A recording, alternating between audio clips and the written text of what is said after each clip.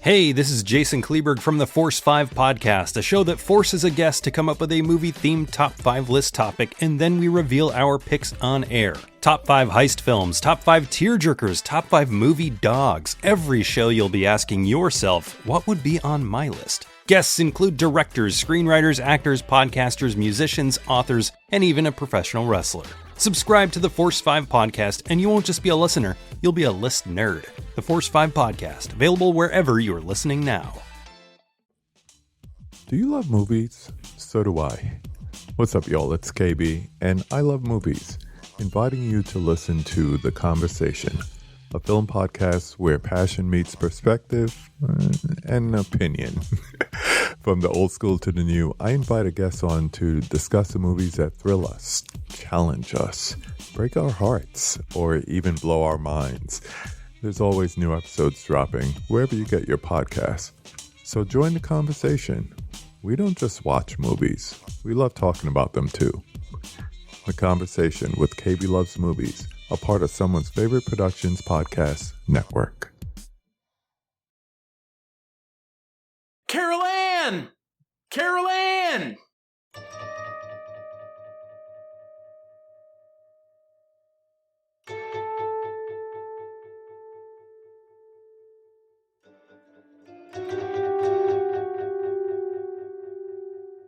Welcome to Wake Up Heavy, the world's greatest horror movie podcast.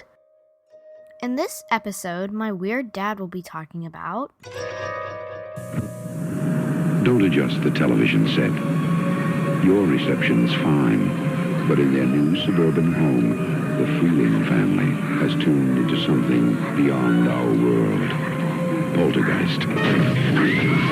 You'll never look at your television set the same way again. Poltergeist, a Steven Spielberg production, rated PG. Now playing at a theater near you, check newspapers. Hello and welcome to a very special episode of Wake Up Heavy. This is Mark Begley, your host, and today I am joined by the host of the Kulturecast podcast, Mr. Chris Stachiw. Because you always do this on my podcast, I'll do it for your podcast. Carol Ann! Carol Ann! Just like for 10 minutes straight. Carol Ann! I'm going to do a supercut of all the Carol Anns in part 3. Do not. Do not do that. Please don't do that. For the love of God. I mean, who would want to listen to that? Someone would. Yeah. But would you want to hear Nancy Allen say Carol Ann like 30 times in a row? Sure. If you do, well, we did, so. Carol Ann. Carol Ann. Carol Ann. Carol Ann. Carol Ann. Carol Ann. Carol Ann. Carol Ann. Carol Ann. Carol Ann. Carol Ann. Carol Ann. Carol Ann. Carol Ann. Carol Ann. Carol Ann. Carol Ann. Carol Ann. Carol Ann? Carol Ann. Carol Ann. Carol Ann. Carol Ann. And we are crossing over again with the Kulturecast on this episode, as Chris will be sharing our discussion on the new Conjuring film and other films in the Conjuring universe with Wake Up Heavy. Wake Up Heavy will be sharing today's discussion with him. Today we will be talking about Poltergeist, the 1982 classic film by Tobe Hooper, ? As well as its 2 sequels and the 2015 remake. Poltergeist is the story of hippies turned yuppies, Steve and Diane Freeling and their suburbanite kids, Dana, Robbie, and little Carol Ann, who are terrorized by their TV, a gnarly tree, a sadistic stuffed clown, and the Beast, all in their tract home in the sun-drenched SoCal-gated community of Cuesta Verde. Chris, I know Poltergeist holds a special place in your heart. Tell us how your first experience with this film went. What's really funny about this story is I've actually told this story one other time, but the podcast that it was told on ended up never coming out. We kind of recorded it, and then it never went anywhere, so that story never got told, or aired, I guess. Initially, early on, when I was a kid, I saw this movie at our babysitter's house, and our babysitter had put it on for us, and then had gotten a Halloween mask on and jumped out while the movie was playing. I mean, that's pretty traumatizing for a kid, obviously. You know, as it probably would have been 4 somewhere between 4 to 6, I would assume. And I mean, I was terrified, absolutely terrified. And, the scene where the guy is pulling his face off, still good today, still works today, doesn't work as well as it did in the eyes of a 6-year-old or 5-year-old, but that was my first time watching the movie, and it kind of put me off to horror movies entirely until I was about 16 or 17. And then I kind of revisited horror movies and fell in love with horror movies, and now it's kind of, my thing, as it is for so many of us. I don't have stories of loving Freddy and Jason as a precocious teen, but late teenager. Poltergeist holds a special place in my heart because it royally fucked me up for 10 years, essentially. It's not that scary of a movie. It's more horror comfort food at this point than it is like a movie that is genuinely scary. But again, if you show it to a kid, it's still pretty scary for a little kid, because I think it involving a little kid makes it scarier for little kids. We have multiple, not just Carol Ann, but Robbie goes through the ringer a couple of times, and children in peril constantly in these films.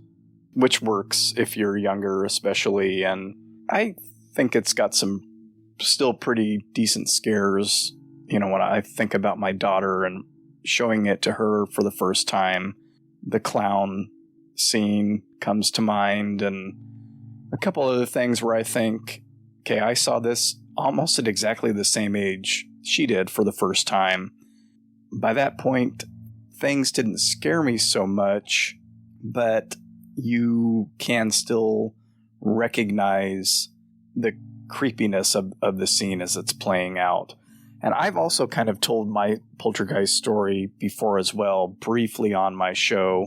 And I wasn't concerned about the scares in the film, because I spent my Saturdays prior to when this came out watching old horror movies on Channel 26, and stuff didn't creep me out to where I would have bad dreams and things like that. It was just always the weird things that would play with my mind.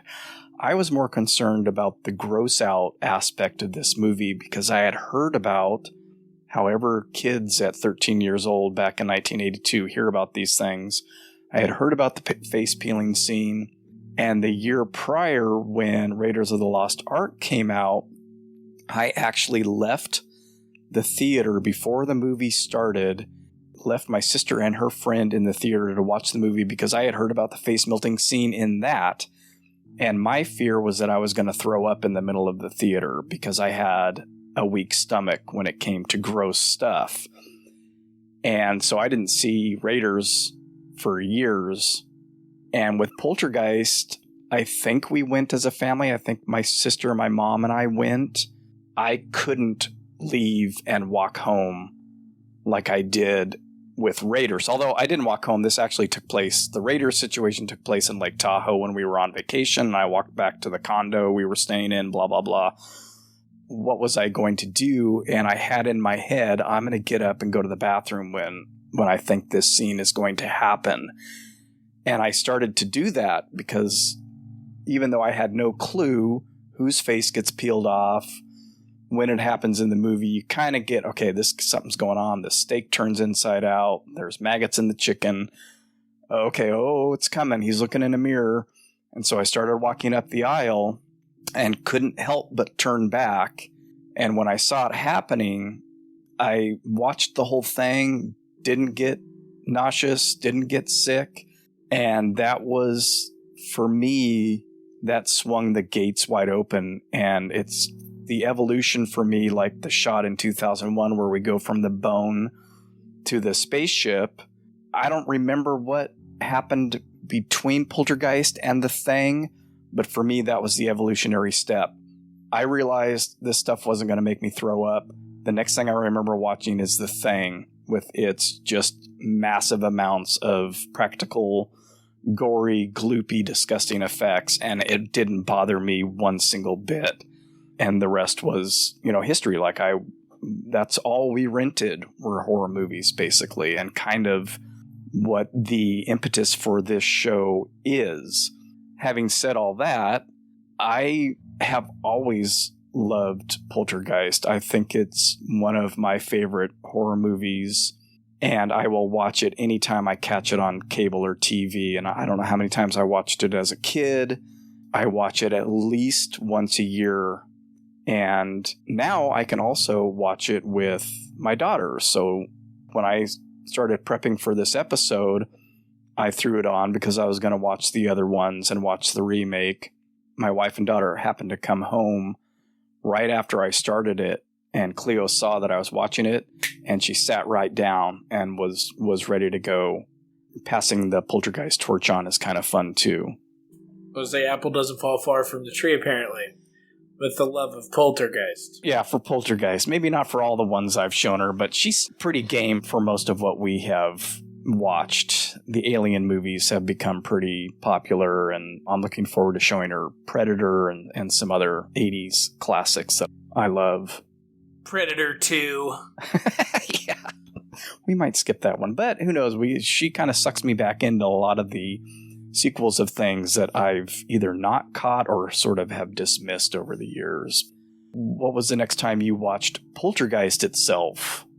Off the top of my head, I should have thought about this question, but I don't know even if I sat here and really thought about it and, come back to me later.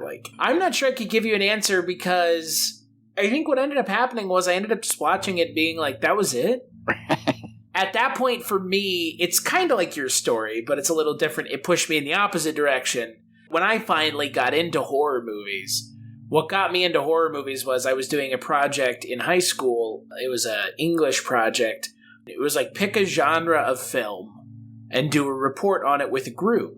And my group wanted to do horror movies, and I was like, all right, well, fuck it, let's go. Scream, Nightmare on Elm Street, Dawn of the Dead. That was for me where it was floodgates open, but I don't remember. See, this is what I don't remember. I don't remember if I watched Poltergeist then, because that would have been 2007. So I was in high school in 2007, graduated in 2008. So sometime between 2006 and 2010, I probably rewatched Poltergeist. Because I've seen it recently, because, I kind of gauge a lot of the things when I met my wife, which is 10 years ago.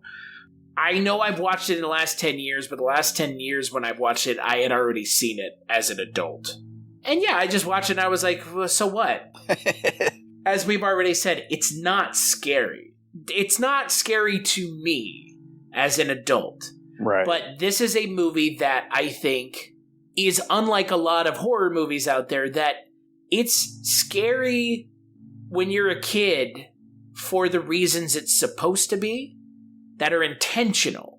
Predator and Alien are scary to adults, too. The alien is a scary creature. Maybe I don't find the movie scary, but you wouldn't want to, meet an alien in a dark alley, in the middle of the night. No one wants to do that. But Poltergeist is just one of these films where it really works as a movie to scare the shit out of kids. That's what it feels like. And you know what? We'll talk about the creative contributions and who, what, and how, and if that really matters, which I don't think it does. Spoilers. Given who's involved, the way this movie is made makes a lot of sense because it's very effective at doing what I assume they were both trying to do. Being made sort of as an intentional gateway movie might be what Spielberg was going for in the writing of this. I mean, that feels to me like a very distinct possibility. And that's what E.T. is, isn't it? The genesis of E.T. being more of a horror movie to begin with. Yeah. What was it? Night Skies? Night Terrors. Something like that. Well, the sequel was Night Terrors, right? I just know that it was intended to not be the friendly E.T. that we got. It was supposed to be a horrifying E.T. with, I'm sure, the intent of being directed at a younger audience, not an adult horror movie. We were close, by the way. It's Nocturnal Fears. Oh. Huh. Right? I thought it was Night Terrors. I thought it was Night something, too. They may have changed that at some point, because I don't remember ever hearing Nocturnal Fears. Is that like a Mandela effect thing? It could be. Is that from the universe that we were from? It could be, yes. I mean, it feels like it because I definitely don't remember it being nocturnal themes. I don't either at all. How funny. I would think that was probably the intent. And this is where we kind of get into the issue of this was one of the movies that forced a new rating. Yep. There were tons of movies from 82 and 83 that made that happen. And Raiders is on that list. And I can understand why that face-peeling scene is a bit much for your 5, 6, or 7-year-old, I would say, especially at that time in the 80s when things were still pretty much controlled by parents and who saw what. I mean, I remember when I used to substitute teach and second graders were telling me they watched Freddy, and I'm like, okay. Yeah, but at that point, Freddy's cool, man. They're watching it for Freddy, right? Which I have a serious problem with. What, watching it for Freddy? Watching it for Freddy, having it be Freddy, all about well, yeah, the wisecracking Freddy. I'm with you on that. I mean, as much as I love the third one, which I think everybody who's a Nightmare fan does, it's like people, is a random analogy, but it's like people who like the Resident Evil video game series. They like the fourth game, but everybody also says like the fourth game is kind of where the series took a turn. Nightmare 3 is like, it's a great movie, everybody loves it, but it is the moment where the series took a turn. Oh, yeah. Into like, I'm Freddy, cool graphics, like, oh god. No, the quips never have worked for me in that whole deal, but we skirt around the creative issue like you mentioned and like I kind of winked at it in my opening. But I, as a kid, for who knows however many years, thought that this was a Steven Spielberg directed movie. Can't imagine why. I didn't really know what directors did when this movie came out. I just know that it was touted as a Spielberg production, and I probably didn't know what the difference between a producer and a director was at that point. A week after this movie came out, E.T. came out. I mean, it was the summer of Spielberg. That's what it was called, even back then. And I thought both of these movies were by the same person. They took place in the same universe. Didn't know anything about Tobe Hooper until I don't know how many years later that, oh wait, he directed it? Oh, okay. It doesn't feel like a Tobe Hooper movie. It feels like a Steven Spielberg movie. And I've read the varying stories. Craig T. Nelson says this, so-and-so says this, Spielberg says this. I'm not sure what Tobe Hooper has said about it. I'm sure he got really tired of it after a while. But it definitely feels like a Spielberg movie. And I know that they get into this on the Projection Booth episode about this. And one of the guys that Mike interviewed who wrote a book either about the movie or about Hooper, it's that thing where, like these days with the Candyman remake, and it's being touted as Jordan Peele's Candyman, and he's not the director of the film, it's Nia DaCosta. So on, it's the same kind of idea where the studio and everybody else is going to sell you on the fact that Steven Spielberg is connected to this movie in some way. They still do it, right? I mean, they do it and they assume that people don't know what the difference between a director and a producer is. From the people that brought you. And it's like, that could literally be an associate producer. From one of the producers of... Yeah, that doesn't sound as good as the people who brought you. I still hear that. I hear from one of the producers of. Course. And it's like, well, yeah, there were 15 executive producers on that. Simon Kinberg presents, like, no. And, you know, to your point, again, as someone who had no frame of reference, I loved movies growing up, but horror movies were just not my thing. This is going to be an unpopular opinion, but I think at this point we need to just make it and move on. It doesn't matter who directed this movie. It's a Steven Spielberg movie. Yeah. In the court of public opinion, which is kind of the court that matters in a lot of respects, because that's what the general consensus is ever going to be. If someone watches it, they will more than likely say it is a Steven Spielberg film. And this is not J.J. Abrams doing Steven Spielberg. This is Steven Spielberg, essentially doing Steven Spielberg. The thing I do not understand, the thing I do not get, the thing that always confuses me, as it may confuse so many, is if it's a Spielberg movie, why didn't he just direct it? That was because of the Directors Guild. The rules back then, he couldn't direct 2 movies at the same time. So everybody's covering for Spielberg. It just depends on what you read and what you hear. I tend to lean more towards Hooper was there and setting up shots and doing these things. And maybe it's just me trying to not be really cynical. I don't think he was a beard for Steven Spielberg, like stand here by the camera in case somebody from the DGA shows up. No, I don't think so either. He was there. There's no question of that. Like you're getting at, it's the feel. It's the DNA of the movie. I mean, he wrote the script, produced with his usual production team, assuming had his fingers in everything from editing to score to set design. I don't know if it's the exact same crew as E.T. or anything like that, but again, they feel so similar. They take place in the same kind of suburban tract housing. Lighting is the same. I remember when we would drive to LA when we were kids to visit family, we'd pass through those types of developments, and I'd always wonder, I wonder if one of these is where they filmed Poltergeist or E.T., because you could see them off I-5, these very similar tract home areas like that. That whole suburban feel of the films and coming out within a week of each other, and me seeing them probably very close to each other back then.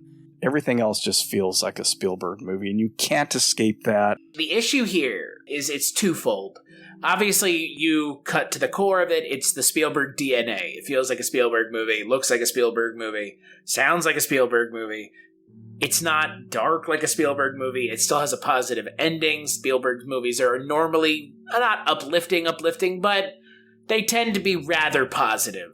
Even something like Saving Private Ryan, stuff like that. So it has a very genuine and endearing feel to it. And also, when anyone's like, Hooper was there, what does a Tobe Hooper movie look like? I could not tell you other than Texas Chainsaw Massacre, but I can tell you my opinion on this movie is, if that's the kind of baseline that I have to go off of, evidence would suggest Spielberg more than Hooper, because I have more evidence to point at from other things that are way too close to this that Spielberg has done. Hooper, not so much.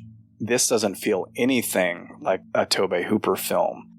I don't have an extensive knowledge of his films, but of the films I've seen, Texas Chainsaw Massacre 1 and 2, Eaten Alive, Life Force, Invaders from Mars, and I'm forgetting 1 or 2. You named all the big ones. It's not even so much the look of them. There is a tone.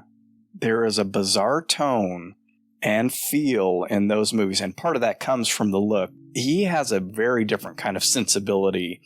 A number of those have a really dark humor that almost doesn't even feel like humor, like real odd things going on in those movies, particularly Eaten Alive, which is just a trip. Yeah, you need to kind of show me what the other movies are of his that feel like this. And I'm not saying he wasn't talented, because I enjoy a lot of those movies for what they are. I can't think of a scene in this movie that has that odd touch of his in it, that real dry, sardonic, dark humor and just off-kilter B-movie, low-budget movie taste. All of that, I guess, is, like you say, it doesn't matter. The movie exists as it is. It's a classic. It's a personal favorite of mine, like I mentioned. Part of that is that family dynamic. Oh, yeah. That very Spielbergian family dynamic. And it's almost the same kind of setup as E.T. again, and other films where you've got this nuclear family, and they're all very pleasant. This could be the family that lives next to E.T. You know what I mean? That lives next to the people in Close Encounters even, or even in Jaws. That they could all be in the same neighborhood. The pleasant family with the kids that aren't disgustingly precocious, but obviously very cute and warm and fuzzy. And that's one of the things that, and we'll get to that when we talk about the remake, that's so different with that film. But I really like the people in this movie. I love the parents and the kids for what they're given. I mean, Carol Ann disappears pretty quickly into the movie, and Dana is a character that isn't given really anything to do, and Robbie is removed from the film as well for a while there.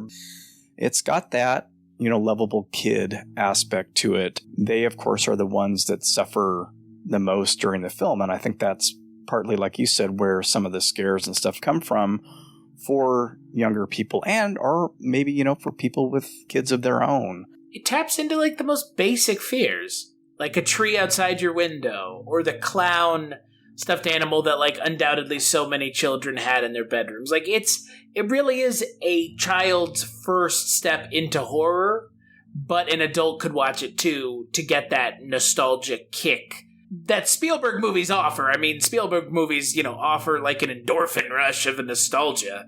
Not in a bad way. Like, I love me some Jaws as much as the next person or Raiders or anything else.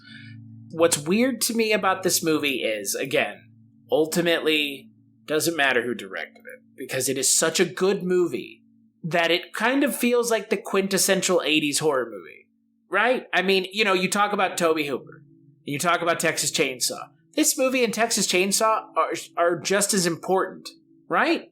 Oh, yeah. They're just as important to the genre of horror. So it doesn't matter. And this movie had 3 sequels, or 2 sequels, a TV show, and a remake.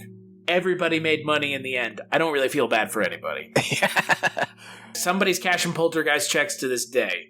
And you know what? That's because it's a good movie. It's never going to go away. It's getting supposedly remade by the Russo brothers. Who knows? Don't need another remake. Not because the new remake's bad, but just because this movie is one of those movies that doesn't need to be remade because it's so good it doesn't necessitate a remake. It's like Jaws or Back to the Future. Pick the duds to remake. Pick the ones that kind of failed. I'd never seen the sequels, so this was a completely new watching experience for me. So I want to let you and your audience know. You had said, hey, we're going to talk about Poltergeist, and then I was like, well, should I watch the sequels? And you were like, well, it probably wouldn't hurt. And I was like, okay. And then so I got you back, and I was like, what about the remake? And you're like, well, I'll put it on the Plex server, and I'll watch it. And you're like, damn you! So I'd never seen 2 or 3 or the remake, just to preface the rest of this conversation. I think I saw the sequel in the theater. It's possible I only rented it, but I know I saw it shortly after it came out, the Poltergeist 2, The Other Side. They really missed an opportunity to call it The Geistening. The Geistinator. Poltergeist 2, Judgment Day. Kane's Judgment. Yeah. I want to say I saw it in the theater and was not impressed with it, and skipped the third one because that came out in 88, and by then I was already sort of slowly moving away from definitely mainstream horror and getting into weirder stuff by then, and cult movies and other things. I don't remember when I saw the third one. Might have been, I have a recollection of seeing it at some point, at least in parts, because when I did watch it a few years ago, there were some familiar bits in it. Until recently, I probably hadn't watched either of the sequels in years. They're very different. That is a nice way of putting it. Watching 2 with my daughter shortly after watching 1, the feel and the tone and the acting are so different, it almost feels like it's not the same family. And obviously they've been through some trauma, so there's that in there. The way that especially Craig T. Nelson portrays Steve in the second film, it's weird. His acting choices are strange in this. We don't get the funny, before, after. Before, after, before, after, before, after. And them chilling out and smoking weed in their bed. And which, by the way, we didn't mention that, like, one of the best scenes in that entire movie is like, look, these people can be cool too, but they are parents. And actually another thing about the original that has struck me as odd is when Tangina's instructing them to tell Carol Ann that they're going to punish her if she doesn't do what they ask her to do. And Craig T. Nelson says, I've never hit the children, or I've never spanked the children. And for me back then in 1982 going, who doesn't spank their children? Because it was unusual for back then to me to hear that. That is, thinking about that, it is. Most kids I knew got spanked when they were growing up in the 70s and 80s. And in the 90s. I almost wish they had just gone with a different family. I'm with you. Because they don't feel like the freaky Freelings from the first film. We'll paint the car different colors, kind of day glow, like we used to do when we were kind of freaky, the freaky Freelings on the road again, the family whose house disappeared. Watch them find it, Diane. I get that it's PTSD for him, and he's fine with the downward mobility like he mentions, and living off her mom, and not having a house, and not having a TV, and all these things that basically terrorize them in the first film. I think it comes down a lot to the direction and the script. And I also found it weird that the writers were also the producers of the film. And obviously we have people that do all three, write, produce, and direct. But I don't recall many times seeing written and produced by, and then, a pair of names, which seems kind of weird to me. Well, that's because they wrote the script for the first movie. Michael Grace and Mark Victor are the guys who wrote the script for the first movie. Oh, I thought Poltergeist was a Spielberg. Well, he wrote it as well, but it's their... Oh, okay. I didn't realize that. That's why they produced this one. You know what's really funny, Mark? If we really do a little bit of the transitive property here, pretty obvious to me how much of that script Spielberg wrote. Yeah. Let's just put it that way. I mean, if you really want to throw some people under the bus, which seems to be what everybody's doing with Tobe Hooper, throw Michael Grace and Mark Victor under the bus. I have nothing against them, but if you're dead set on throwing someone under the bus, why don't you throw them under the bus? Because look at the second movie. It is not good. It's really not. And oh, by the way, these are the two guys who worked on the script for fucking Cool World. My God, we know how much we both love Bakshi films. It's not a slog to get through. It's just we've got some odd choices. And we've got some very 80s choices with the opening and the whole magical Indian, that whole trope throughout. Explain something to me, though. Why is there a magical Indian when it's determined very quickly on into the movie has nothing to do with Native Americans, but a bunch of, crazy cult settlers, right? I think it's just an 80s thing. And it's also really weird how negative...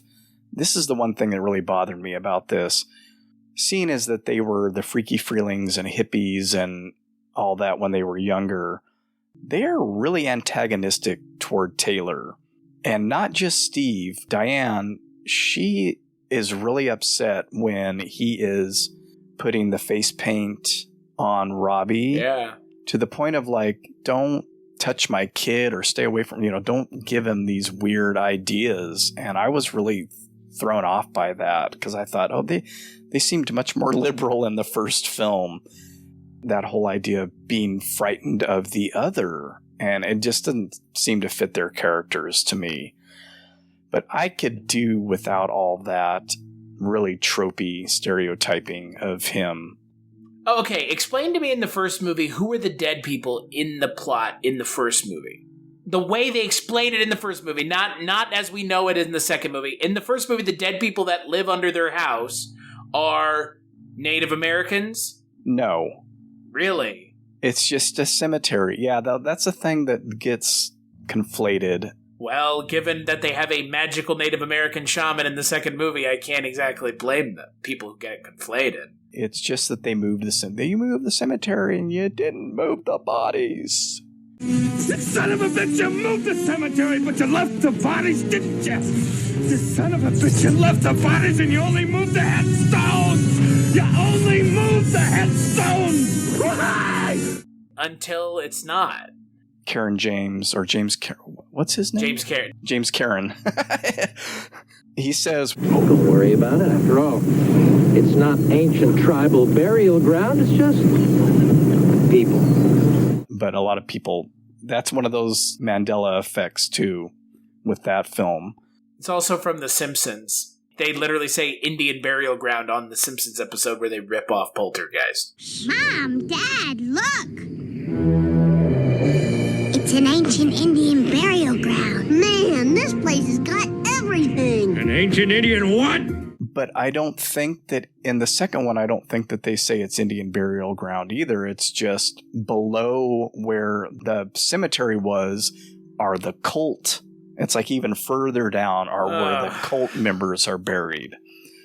I do appreciate that it dealt with a cult because I'm always fascinated by that, because one of the first major news stories of my young life was the Jonestown Massacre.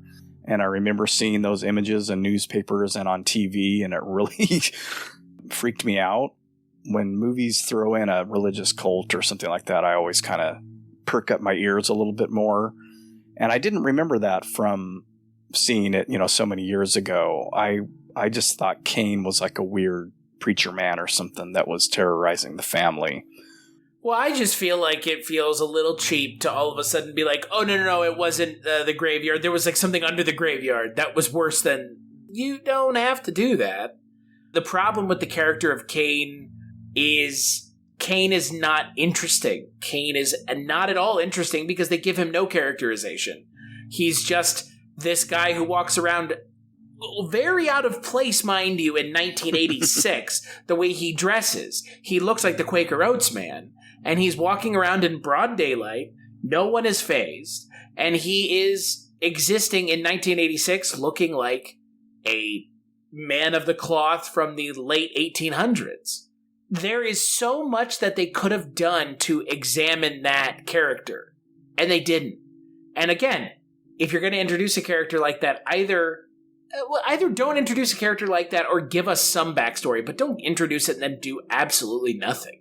The error I find with that is that this is kind of to your point is, yes, so it's not just they built the houses over the cemetery. There was something worse underneath. Convenient. Yeah, and they retcon Cain into being the beast from the first film.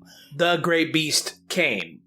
The beast, to me, is the big head that pops out of the closet in the first film. That's what right. I figure is the beast. Why do we need to personify that? That takes the energy away from that for me. It to be ambiguous and what is the beast, and people have different ideas about what the beast is based on maybe your upbringing, being raised in a Christian home. We always associate the beast with who they're talking about in Revelation, and is that what they're talking about, or is it just more of a generic name? But no, now it's some religious leader that took his people out to California and they all died and got buried on the exact spot where Cuesta Verde pops up hundreds of years later or 100 years later. Why couldn't they have just had it where Cain is the form that the beast takes? Which maybe that's what they were going for, but it seems like it's reversed. It seems the other way around, yeah. Which to me makes less sense, because if you're doing something like this, and at least in the way I would think you would write it, is if you're dead set on introducing a character like this, just say he was an evil person and the beast is taking his form. Right. Because that would allow the beast to go out into the world and do things, because if the beast exists like that thing from the first movie, it can't do that out in public looking the way that it did, obviously. Would think if you're trying to attract a young kid, the form would be something more appealing to a young child. An old man who is creepy looking already, right, in that getup is not going to be somebody that a young girl is going to go running to with open arms. So it sort of doesn't make any sense at all. There are some fun things. The braces scene with Robbie, and I like the technical aspect of that, and the effects are pretty decent in this. I noticed when I watched it with Cleo, I was like, he looks quite a bit older all of a sudden in this scene. And then when we watched it yesterday, she noticed, she's like, yeah, Carol Ann looks a little bit older too. So I think that was a reshoot, at least part of that scene. Because, when you're that age, even if it's 6 months later or 3 or 4 months later, you look a lot different. But we've got to talk about the worm, because that, to us, is the best part of the movie. It is the most, again, to your point, it's the part of the movie that makes the least sense. In contrast to the last movie, all of a sudden, it's possession. I love, though, that when he's drinking that, we get a zoom into the worm and its eye opens, and you're like, what the hell? The effects are fun in that when he starts regurgitating the worm. We've got a little bit of kind of stop motion, and then obviously it's just sort of hanging out the side of his face, and then as it gets bigger, it's in his, something that he's holding in his mouth.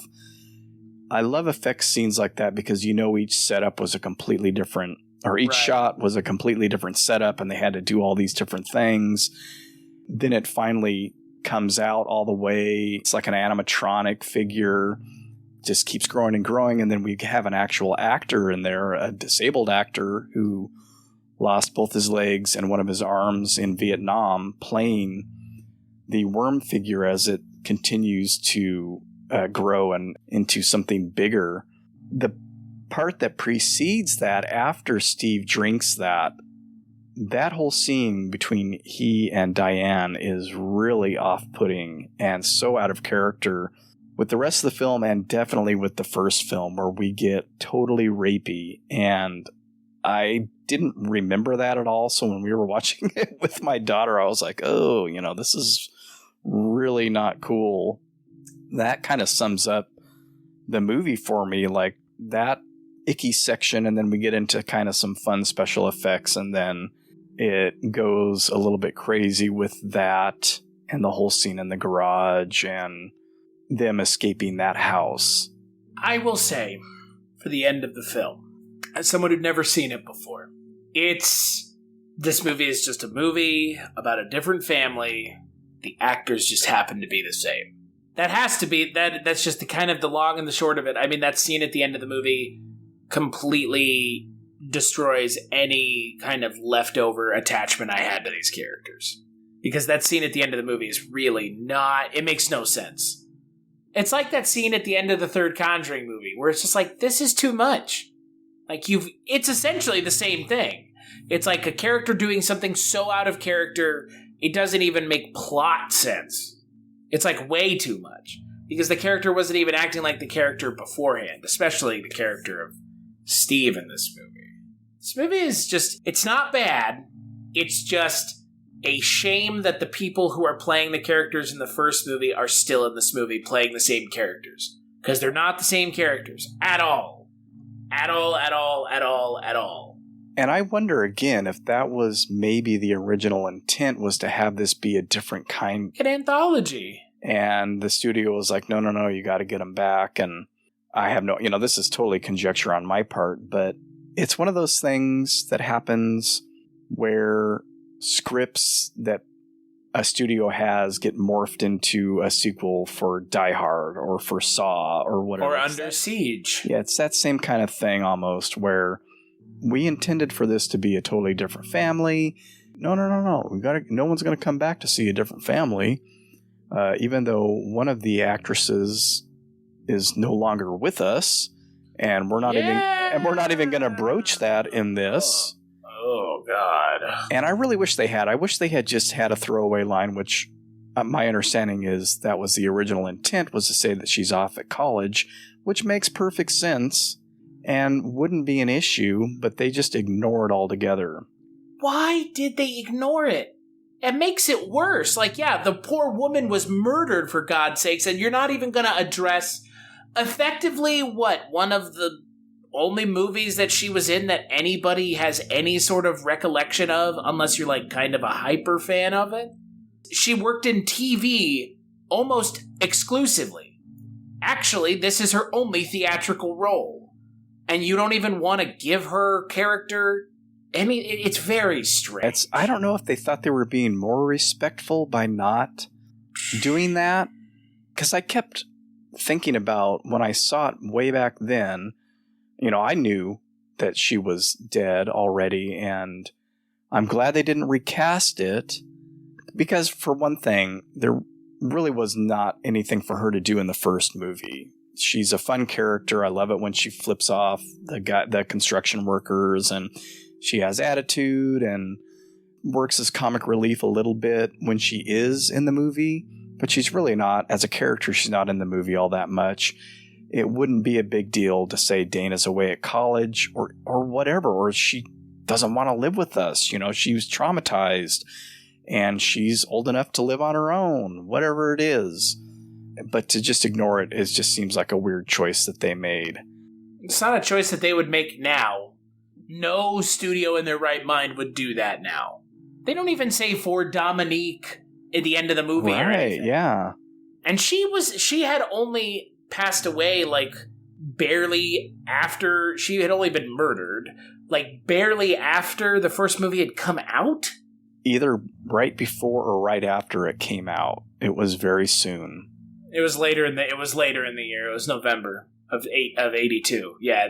But I think weird choices is sort of what sums up the first sequel. Honestly, you know what they should have done? They should have recast her character. I don't know. I think that might have been a little bit. Is it any worse than what they did? I don't know if it's any worse, but again, I kind of go back to there really wasn't much point with that character in the first film in the first place, so what would she have done in the second one? We'll never know, not because the actress passed away, but because they didn't even attempt to do anything. It feels like they were saddled with a character from the first movie that they were just like, well, I guess we don't have to write anything. Yeah, that's awful, but no, I guess you don't, so... Well, and that sort of leads into the third film, because the only person that comes back, or the only people, I should say, are Carol Ann and Tangina. So we get a whole different family, and which is weird in and of itself, and a whole different scenario. Again, it's fun for what it is, but why does it need to be a Poltergeist movie? And I guess it's just to cash in on that name. I enjoyed this one basically for the practical effects, and that is nearly it. We have, once again, a strange family dynamic, unlike the first film, with Tom Skerritt and Nancy Allen, and she has this whole thing because Laura Flynn Boyle isn't her daughter, and Carol Ann isn't related to her either in any way, so we get this weird animosity. How is Carol Ann not related to her? She's his niece. Nancy Allen is his second wife, from what I understand, because Laura Flynn Boyle is not her daughter. No. Diane's sister is Pat. Oh, okay. Nancy Allen's character. Okay. Which makes even less sense, right? Because why does Nancy Allen not like her own niece? Right, but she doesn't, though, and that's the weird thing. Yeah, you're right. That's very strange. I'm getting confused. It's okay, the movie's confusing. Laura Flynn Boyle is not her daughter. She doesn't want to take ownership of either of them. And it's sort of more towards the end of the film, like rewrites or something, where the animosity becomes much more apparent later on. I like the idea, like you said when you were watching it, self-contained horror unit. These movies that take place in one giant location that has everything you need. It's cool. Got your hotel. We've got, he works there somewhere in an office there. There's a mall. There's a grocery store. There's everything you need. And there's a lot of cool movies that utilize that setting. And I really like all the work with the mirrors. And it's kind of fun to try and figure out. It's like the best part of the movie. It's fun to figure out, how did they do that shot? How did they do this shot? Is it a Poltergeist movie, though? Just because it has Carol Ann and Tangina in it. Okay, look, I'd never seen this before, so this opinion, again, take this with a grain of salt. This is not a Poltergeist movie. But also, the character of Henry Kane is in this movie again, with even less justification. Even less anything going on. It makes even less sense in this movie. And they did recast, because that guy died. Julian Beck passed away, yeah. Shortly after the second movie, they stuck with that. It's weird, and I think unnecessary, because you could have it be just the building this time. They kind of always hit the electrical issues in the film. It's even in the first movie, with the TV, and it generates from the TV, And in the second film, they use electricity, spirits, or whatever they are. In this one, Kane and his cronies utilize electricity, at least in the garage scene, and to a certain extent with the braces. And it's used again here in different ways where electricity goes off and on and things happen because of storms and this and that and the other thing. But it's really the mirrors and that other side, the two worlds coming together with and through the mirrors. And that's the stuff that I think when I watched it with Cleo that we really enjoyed, was looking to see what was different in maybe a reflection, what happens in the reflection, just being amazed that they can do all this filming with all these mirrors around and not catch crew members and cameras and things like that. That's the best part of the entire movie, is Gary Sherman and, you know, everyone involved with the production of the film just going, it's a Poltergeist movie, okay, but that doesn't mean we can't do something weird. And so, I mean, they do something weird. I enjoyed this movie more than the second one, but this movie is 20 minutes too long. And this movie is 98 minutes. So I am effectively campaigning to have this movie taken out of being a movie status.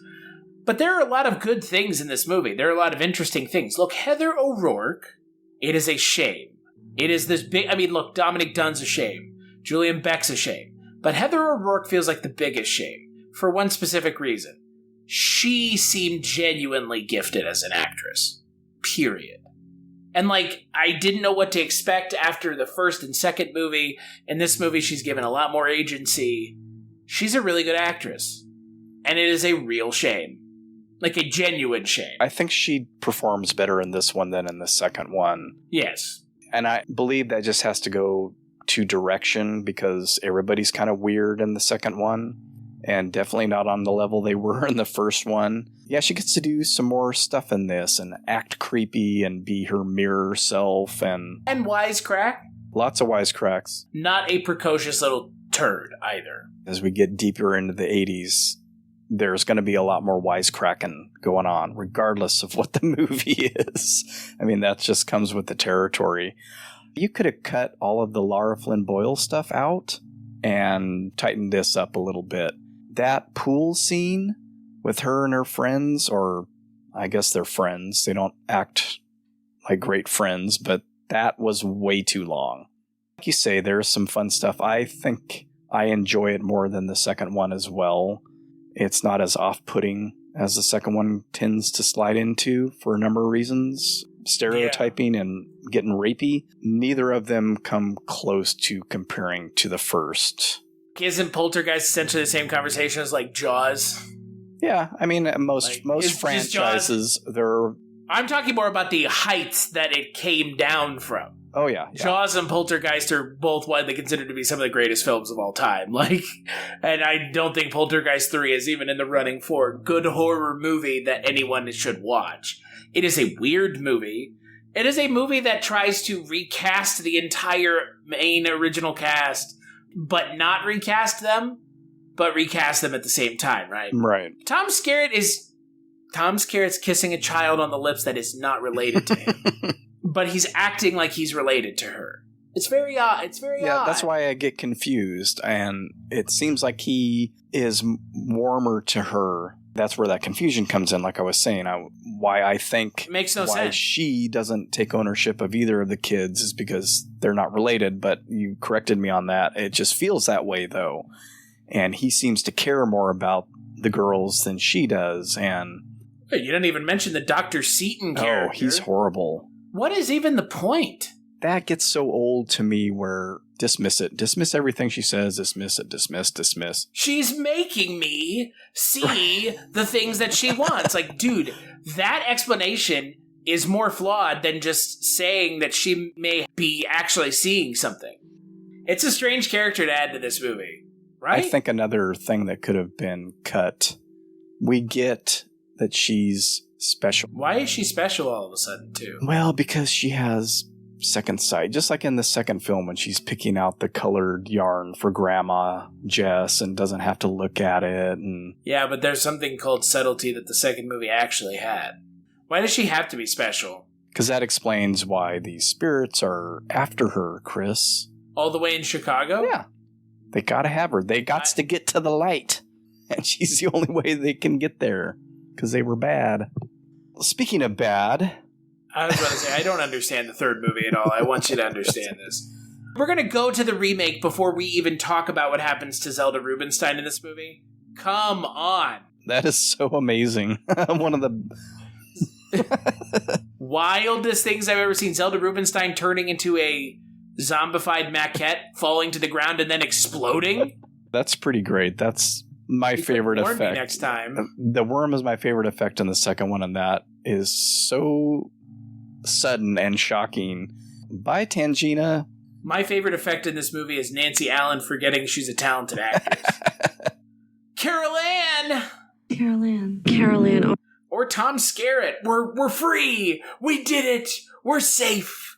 I love you, honey! Like, what is this acting you are doing? This is a choice, but not a choice for this kind of film. The one that's supposed to be taken seriously. I think was some of the stuff that was reshot. It feels like it. Probably not all that happy to be coming back, especially since Heather O'Rourke had passed away by that point. And right. So like, that's the thing about this movie that is almost unfair, right? It's a little unfair to be critical of this movie, in a way, right? Because, like, Carol Ann, Heather O'Rourke passing away, they obviously had to change the ending. I mean, there's a character that disappears into the ether that never comes back for seemingly no reason other than they couldn't probably get him back for reshoots. Mm-hmm. Yeah, it's very strange. It's unfortunate because it's like picking on a movie that doesn't deserve it. Because, this series already has enough problems as it is.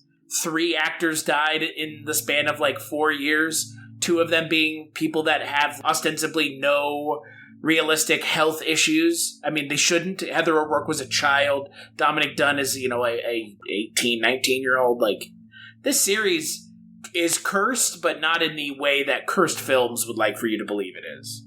It's sad. It's just sad. Speaking of cursed films, how about that remake? Sad. Speaking of sad, we should mention there was a TV show I've never seen. I totally forgot that even existed, so... It has nothing to do with the series. It just has the name Poltergeist. It ran for 4 seasons. Oh, really? On Showtime and Sci-Fi, yeah. Oh, interesting. I have to check it out someday. It's a story about a secret society known as the Legacy and their efforts to protect humankind from occult dangers. Despite bearing the Poltergeist name, there is no connection, aside from the title. Oh, okay, so it's not really part of the universe, then. Well, I mean, it's in as much as it has the name, sure. Okay. Something that is connected is the remake. I say this on my show. I don't have anything against modern remakes as a rule, and watch most of them that come out when they hit a streaming service that I subscribe to or a cable channel that I subscribe to. I usually give them a shot. Basically did the same thing for this. When it showed up on Netflix, I sat with my movie buddy Ronnie and we watched it. I didn't care for it and hadn't watched it again until you so graciously put it on your Plex. I like Sam Rockwell, so it wasn't a hard sell to get me to watch the remake, but I will say you have a massively charismatic actor in Sam Rockwell and you make him be as uncharismatic as humanly possible. It's very odd. There's not enough of the good stuff being good old Mr. Jared Harris. There's not enough. You know what it felt like? It felt like it could have been the Fright Night remake. Do you know what I mean? Not really. You've seen the Fright Night remake, right? Yes. With David Tennant. Like, that movie's cool, right? It's one of the ones that it doesn't bother me. But it does something interesting with the source material enough. Poltergeist felt like at times it was getting to having something different to do than the first movie. And then it, stops, and then it ends. Watching it the second time, I paid more attention to... because I didn't really remember much about it other than, like you, being disappointed in the usage of Sam Rockwell. And I generally like him in just about everything that I see him in. I even like him as a scuzzball when he plays scuzzballs. There was something very off-putting about his character in this that kept me from enjoying his performance. And I don't know if it was kind of that gender twist thing that they did, but he seemed unnecessarily antagonistic towards his family, and they didn't dive into that well enough. And I know that he's out of work and does these reckless things with money, and then that gets dropped when the Poltergeist action starts, and it goes nowhere, and it doesn't really inform anything later on. But it seemed like you were saying, they wanted to do something different, but then there are these odd moments where it's almost an exact replication of the original film. There are certain scenes that they take whole cloth from the first movie. I remembered it being much more different from the first movie and realized as I was watching it, no, they took a lot of the same stuff.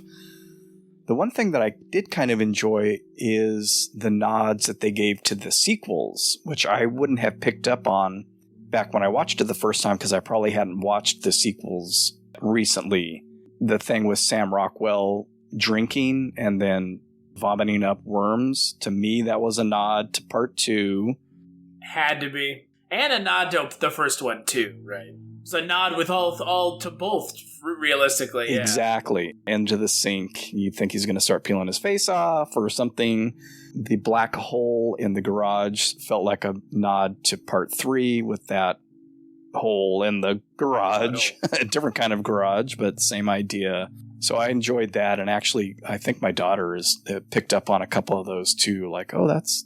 Well, there's the big one. The big one is the plot from 2 and 3. In the first one, you don't know why they captured her.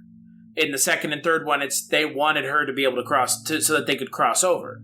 And that's what the Jared Harris character ends up doing, which is something from 2 and 3, which is interesting that's like, again, it's like the first movie, like you said, with some of the sequel action added in. It seems to be, like we talked the other day about the Friday the 13th remake, where they cram the first 3 movies into the opening, or part of it into the opening, and then in the rest of the film. Well, let's take bits and pieces from all of the original Poltergeists. It's very smart. I came away enjoying it more this second time, and as I've probably mentioned to you as we've discussed things, it has a lot to do with watching these with my daughter instead of just watching them as a person who tries not to be cynical when watching a movie, but it's a lot easier to not be as cynical when you know the person you're watching it with is not going to have any cynicism. It's just a movie for them, and there's no, why did they make this choice, and why did they make that choice, and blah, blah, blah, you know. You're saying when you watch movies with your daughter, it's not all about Mark Begley's cinema sins. I mean, really it is. It's like, I'm not going to nitpick this. I may point out some stuff that I think is sort of silly, and she does the same thing, but it's like, we're just enjoying this as a movie, and so it makes him go down a little bit easier, I think, because the first time I watched it with my friend, we were rolling our eyes half the time. Again, I think that was kind of being cynical. Like, what's the point of this remake? If they're not going to go different enough, take the differences further, what's the point? Either do the shot-for-shot Psycho remake or go completely different. Other than the family names being different, I was surprised that they're not the Freelings. They're something else. It's basically the same story. Not basically, it is. Like, we've got the tree. Yeah, you got the clown. You got multiple clowns instead of just one clown, so that's a difference, I guess. But neither of the clowns in this movie are as scary as the one in the first one. Right. I mean, CGI clowns are cool and all, but I think it kind of beat that shit into the ground. Yeah, this obviously comes out before it. Thank you people on the internet for getting angry in advance, but it's weird because when it deviates from the script, not when I say script, I say the script of the first one. When it deviates from the script of the first one, it's when it's most successful. When it's just doing like the same old Poltergeist song and dance, I'm just like, the original did this better. And this could have been really something special. I mean, the cast is good. Jared Harris, Rosemary DeWitt, Sam Rockwell. Nope. You have one of the most charismatic, the most effortlessly charismatic actors I can think of, who's charismatic all the time. And you have him be uncharismatic. Are you fucking serious? Yeah, almost to a point, it seems. Like, he's going to be... Almost to prove a point. Well, in that whole dinner scene, and I remember thinking, oh yeah, this goes somewhere. This goes to that issue of his problems. They go to that dinner where he's basically trying to get a job, and then that's it. You don't hear anything about that after that. It's like, why did they go? Right. Why did they even go to dinner? It was to... So their kids could be left alone? Exactly. And... Plot convenience. You can't show the gun unless you're going to use it later on. It's true. Don't bring out the table if somebody's not going through it. As a whole, I enjoyed it more this second time. And it's one of those movies, again, if my daughter was like, hey, Dad, let's watch the remake. Okay. Sure, why not? Do you know who was considered for the role that Sam Rockwell played? I have no idea. Tom Cruise and Richard Armitage. Tom Cruise in a Poltergeist remake? Really, guys? Yeah, that doesn't... Well, I mean, you can consider anybody for a role, Chris. That's fair. It's weird that they would consider Tom Cruise. I could see him doing it, though. It would have been a much higher budgeted movie, and they probably could have done a lot of other things with it. Boy, couldn't they, yeah. I would have been very surprised by that. Richard Armitage would have been an interesting choice, though.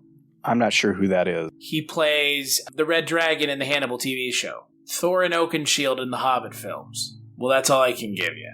The Red Dragon in the Hannibal show? Yeah. I didn't know there was a Red Dragon in the Hannibal show. It's in the 3rd season of the show. Oh. I'll look him up later. He's a good-looking dude. He was in, what's that movie called? Into the Storm? The Twister ripoff? Yeah, I haven't seen it. Oh, wow. That's the biggest shame of them all.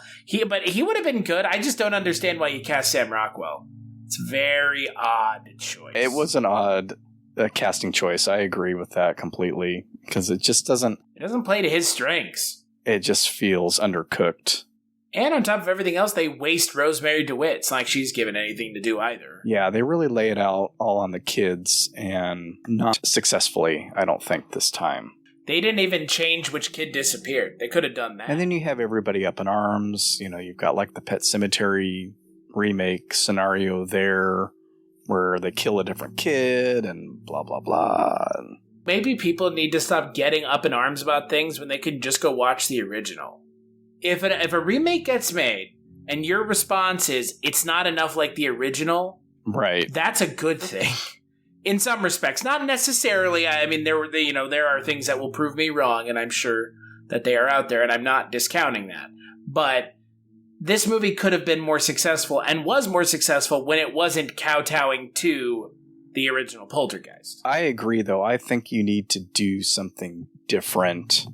To your point, with a successful, beloved movie, do something way more different than what you're doing, because it's too similar. Yeah. And the changes that you have made don't necessarily make a whole heck of a lot of sense. I like that they're like a family down on their luck. I like that idea. I think that's smart. I think it's like, well, this is like all we could afford. Like, I like that. That's an interesting conceit. It's definitely a change from the hippies turned yuppies of the original film. It's the first scene and that's it. And that scene where they're at dinner. But then all of a sudden he like just goes and buys stuff for them. And like that is literally never explained. I get that he does that because he doesn't want to look like a failure in their eyes, but then it goes nowhere after that. Except as a device to get the kid the drone. Yeah. There's another scene where they're like, you can make a lot of money off of saying your house is haunted. Right. They kind of tease that too, and then they don't go there. There's a lot of that. It's a weird movie. A lot of that setup and no payoff. And, the down and out thing actually harkens back to the first sequel again, where they're, living off Grandma Jess. So there's sort of another connection there with that. Yeah. It brings up the point that my daughter and I discussed when we watched, or actually when we were talking about it yesterday. We didn't rewatch the remake. She said, yeah, the family's a lot less likable in the remake. And I said, I totally agree. And I said, that's one of those modern contrivances in movies these days where we have to present people as more realistic. So that means that they kind of have to be assholes. I didn't say that to her, but it's like people think they have to be well-rounded. So not everybody's perfect like the Freelings, but the Freelings weren't perfect. It's just that they were likable. They were nice. They cared about each other. When Diane says, when Carol Ann goes through her and she says, I could feel her soul. I mean, it's moving to me, even as an adult, and even having seen that movie dozens of times. When she says that line, I choke up. She went through my soul. And there's nothing like that in any of the other films. They try to do it in the second one when her mom visits her after she dies so suddenly and quickly after the movie starts. They really try to hit that again, and it does not work like in the first film. Yeah, these people the parents are kind of weird to the kids and to each other, and like, what do they do for a living? She's a writer and he doesn't have a job. She's a writer? Yeah, they mention. Really? She never wrote a single word in the entire movie. I mean, it's weird. It's just like a weird throwaway line.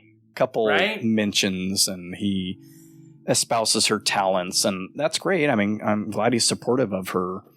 It's almost a convenience to where they have to be at home.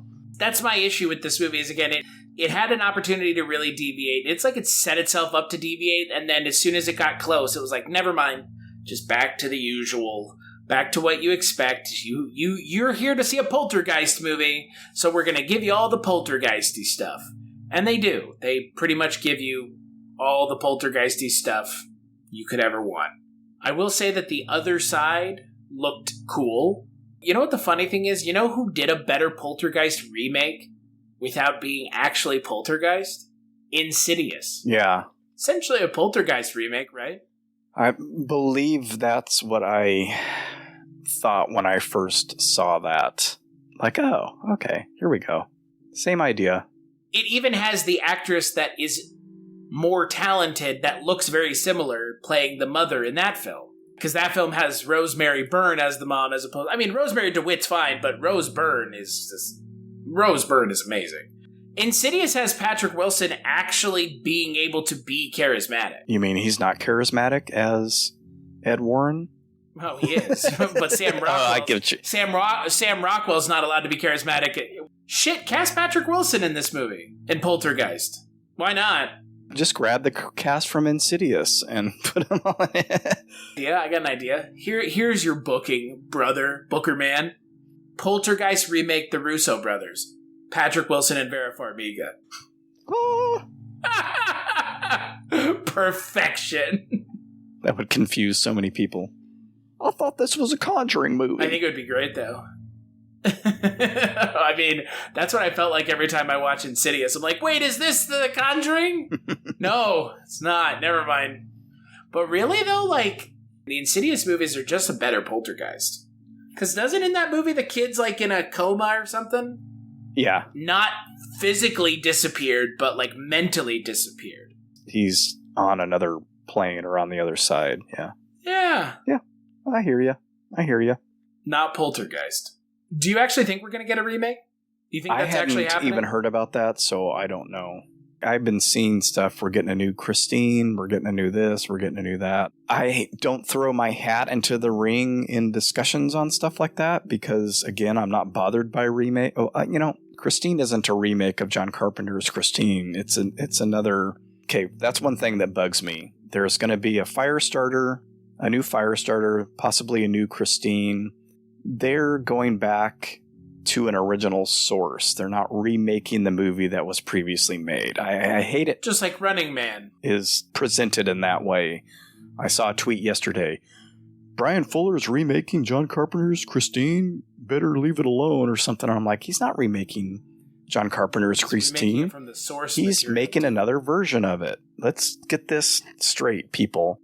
But I don't have an issue with that. With reboots, remakes, requels, prequels, whatever. I kind of wait until the movie comes out. If it's a property that I have some investment in, we'll most likely watch it at some point. And so if they remake Poltergeist, now these are remakes because that was an original idea in film, I'm fine with it and I'll most likely watch it. But as far as conjecture as to whether it'll happen or anything like that. I wouldn't even... I'm more just surprised that they're remaking it less than a decade after they've already remade it. Well, they did that with... they've done that with a number of movies recently, though. We get a couple of... Spider-Man, for one thing. I kind of assumed that Spider-Man was going to be what you went to, but Spider-Man's different. I know, but there have been some horror remakes that have happened pretty quickly after the last remake, and I just can't think of one right now other than Cabin Fever. Oh, yeah. But there is one that I believe happened more quickly even than that one, and that one happened pretty quickly.